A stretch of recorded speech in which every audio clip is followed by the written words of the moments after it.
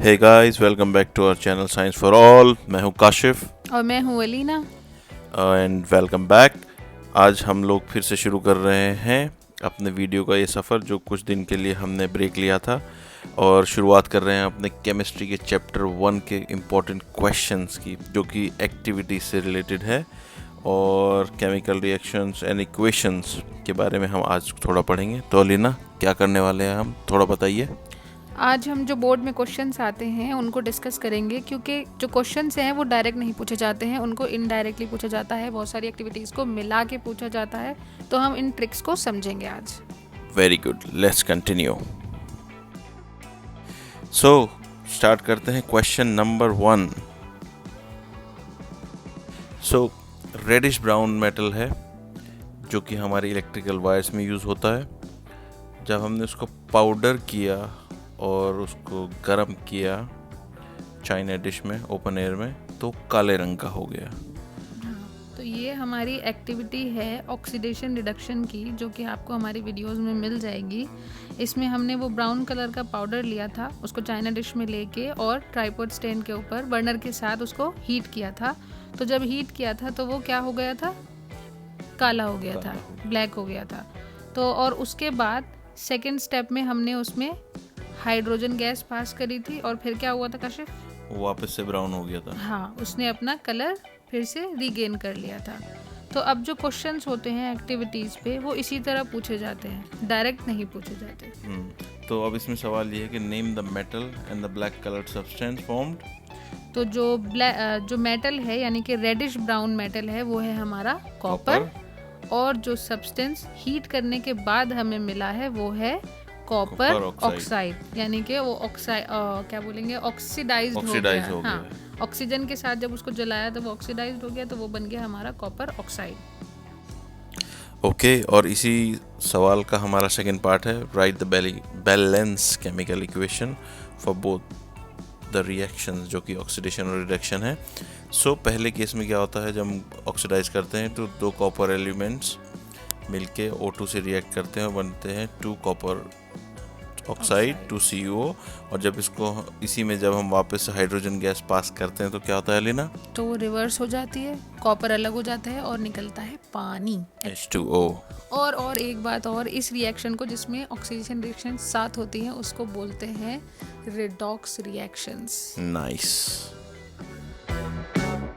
चलते हैं अपने क्वेश्चन नंबर 2 के लिए, जो कि है 2 ग्राम ऑफ लीड नहीं है, ये लेड है, स्पेलिंग मिस्टेक हो गई, अपॉलॉजीज।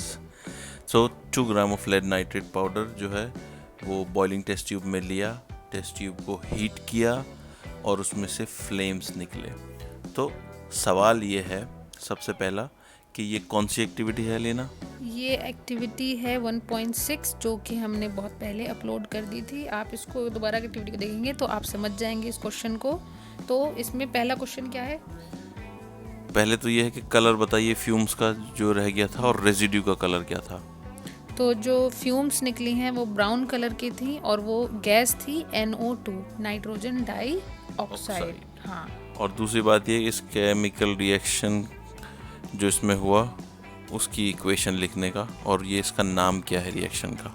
टाइप, यानी कि अगर आप देखें, जब हमने एक्टिविटीज़ करी थी, आपको बताया था कि जब किसी सब्सटेंस को जला रहे हैं, जैसे कि लेड नाइट्रेट को लेके उन्होंने क्या किया, हीट किया, तो उसको क्या कर रहे हैं, डिकम्पोज।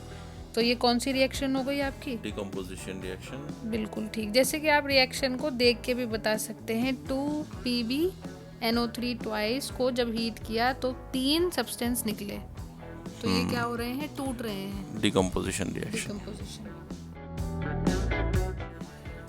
और अब आता है हमारा क्वेश्चन नंबर 3, जो कि मेरा फेवरेट है, इलेक्ट्रोलिसिस ऑफ वाटर। तो इसमें सबसे पहले चीज़ तो ये कि ये सवाल बहुत आता है, बच्चे बहुत कंफ्यूज भी होते हैं कि जो कैथोड पे थी वो कौन सी गैस थी और जो एनोड पे थी वो कौन सी गैस थी। एक ये, दूसरा ये भी बहुत आता है और हमने बहुत स्ट्रेस भी किया था कि जो वॉल्यूम है गैस की वो डबल किसकी होती है और क्यों होती है। और तीसरा ये कि हम लोग जो है इस एक्टिविटी में डाइल्यूट H2SO4 क्यों डालते हैं। तो अलीना बताइए। तो ये वीडियो भी हमने अपलोड करी हुई है, तो डिटेल देखने के लिए आप वीडियो को देखिए। वैसे इन क्वेश्चंस के बेस पे कैथोड पे जो गैस है वो हाइड्रोजन है, एनोड पे जो है वो ऑक्सीजन। और हाइड्रोजन के जो वॉल्यूम है वो ज़्यादा होगी क्योंकि जो वाटर का जो मॉलिक्यूल में H2O होता है, तो इसलिए हाइड्रोजन डबल रहेगा और ऑक्सीजन की जो मॉलिक्यूल्स है वो 1 रहेंगे। और थर्ड क्वेश्चन है कि डाइल्यूट H2SO4 क्यों ऐड किया, तो वो इसलिए ऐड किया था ताकि पानी की जो कंडक्टिविटी है उसको बढ़ाया जा सके। गाइस, शायद आपको याद होगा या नहीं, लेकिन pure water is not a good conductor of electricity, हमेशा याद रखिएगा।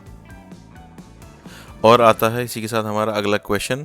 ये क्वेश्चन लोगों को जनरली कंफ्यूज कर देता है क्योंकि इन लोगों ने थोड़ा P&Q वगैरह लगाया, लेकिन क्वेश्चन बहुत सिंपल है, समझने की ज़रूरत है थोड़ा सा टाइम लगा के, तो आपको ऑटोमेटिकली समझ में आएगा कि ये लोग क्या पूछ रहे हैं। तो पहला क्वेश्चन है aqueous solution of metal nitrate है। तो हमें पहले ही पता चल गया कि मेटल है, नाइट्रेट है और एक्वस सॉल्यूशन है यानी पानी है।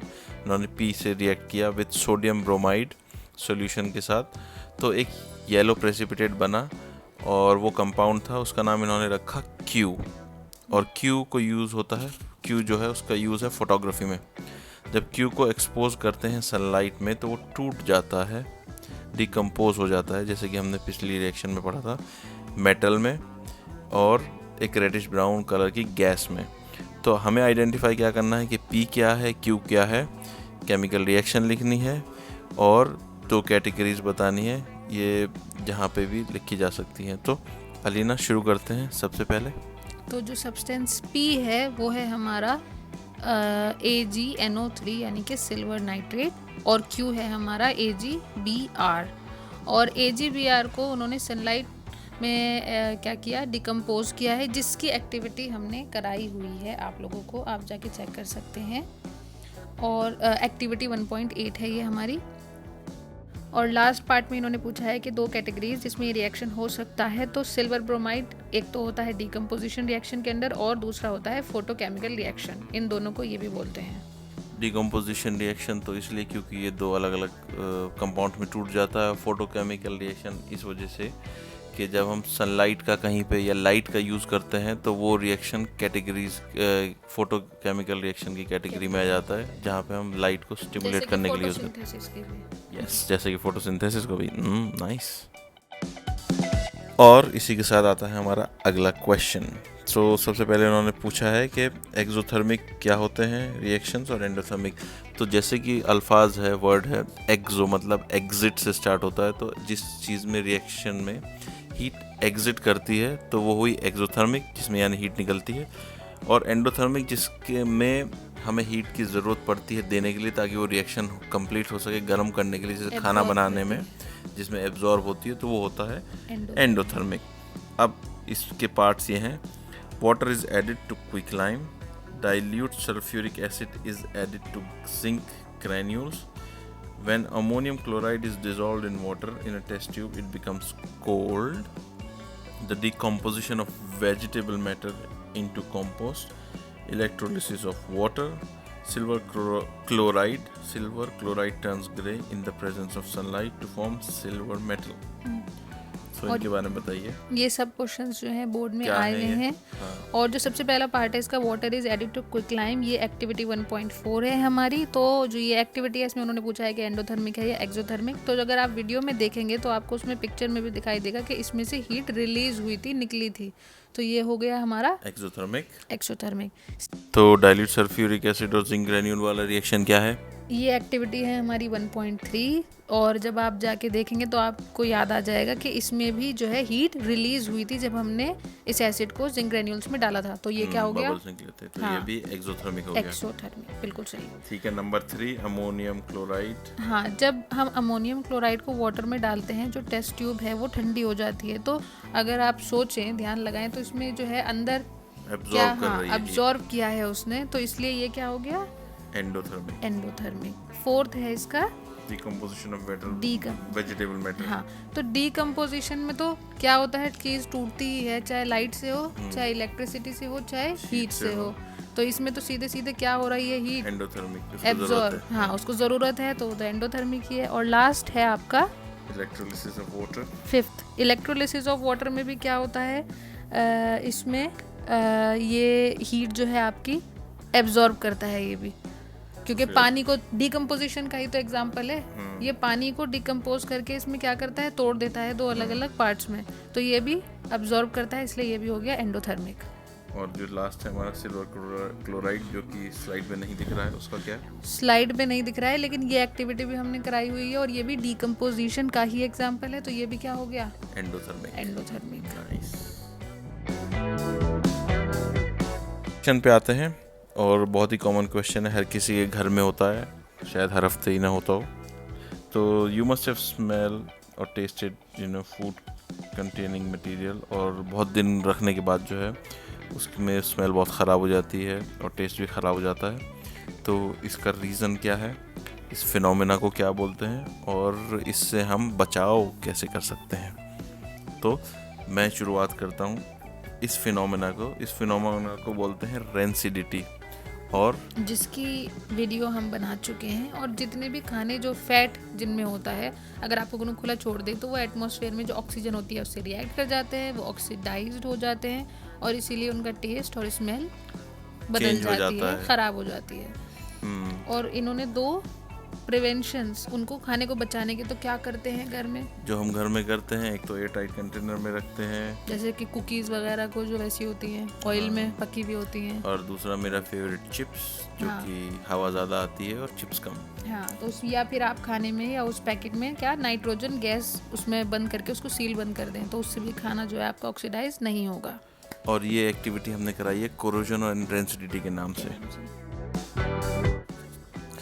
और आगे बढ़ते हैं, सरप्राइज़ नहीं होंगे आप, ये क्वेश्चन दोबारा भी है क्योंकि ये इम्पोर्टेंट क्वेश्चन है, लेकिन ये घुमा घुमा के आता है, तो इसको भी आप नज़र से निकाल लीजिए। सीक्वेंस चेंज कर देते हैं, लेकिन घुमा फिरा के बात वही पूछते हैं, तो इस लैंग्वेज को भी समझ लीजिए और इसका आंसर करने का तरीका भी। ओके, तो बढ़ते हैं अगले पार्ट पर। और इसी के साथ हमारा अगला क्वेश्चन, जो कि डिकम्पोजिशन रिएक्शन के लिए। इससे पहले कि मैं इस क्वेश्चन के अंदर डाइव इन करूं, एक बहुत इम्पोर्टेंट चीज़ थी जो हमने इस चैप्टर के बिगिनिंग में, शुरुआत में सीखी थी, वो थी सूटेबल कंडीशंस। और वो क्या थी लेना, कि डिकम्पोजिशन रिएक्शन को होने के लिए 3 सूटेबल कंडीशंस होती हैं, या तो हीट की प्रेजेंस में, या लाइट की, या फिर इलेक्ट्रिसिटी की। तो ये क्वेश्चन उसी बात को टैकल करता है, यानी कि ये वही 3 एक्टिविटीज़ हैं जो हमने जिन पे वीडियो बना रखी है, बस आपको उनकी रिएक्शन पूछी है इन्होंने इनडायरेक्टली। तो रिएक्शन ये याद कर लीजिएगा और लिख दीजिएगा। जैसे कि energy supplied in the form of heat की प्रेजेंस में जो डिकम्पोजिशन हुआ था, वो बेक लाइम वाला केस था, उसमें Quick पानी lime, डाला हाँ। था, क्विक लाइन वाला, कैल्शियम और- हाइड्रोक्साइड। और एक्सोथर्मिक रिएक्शन थी, हीट एग्जिट हुई थी। हाँ, ठीक और है। Energy supplied in the form of light, यानी कि AgCl, जब धूप में हमने चाइना डिश में वो सब्सटेंस Silver लेके को उसको अलग किया धूप था। में रख दिया था। और थर्ड हमारा इलेक्ट्रोलाइसिस ऑफ वाटर, पानी को जब हमने डिकम्पोज किया था in the presence electricity off. Pass करके। हाँ, तो ये बस तीनों रिएक्शंस पूछी है इन्होंने। इसी के साथ हमारा पार्ट 1 ख़त्म होता है, और हमारा पार्ट 2 भी इसी का बाकी है। If you guys, if you like the video, please like, share and subscribe. Take care, have a good day, see you again. Hasta la vista.